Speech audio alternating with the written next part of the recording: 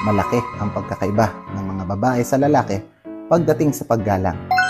Halimbawa, pag ang babae ay tinawag kang kuya o tito, yan ay nagbibigay respeto at paggalang sa iyo dahil pakiramdam niya, ikaw ay di hamak na mas matanda sa kanya. Pero pag tinawag kang tito, huwag ka nang umasa pa. Hanggang pang tito ka lang talaga. Hindi siya interesado sa iyo. Pero pag ang mga lalaki, pag ginamit ang salitang ate o tita, hindi yan panggalang. Kababalaghan yan.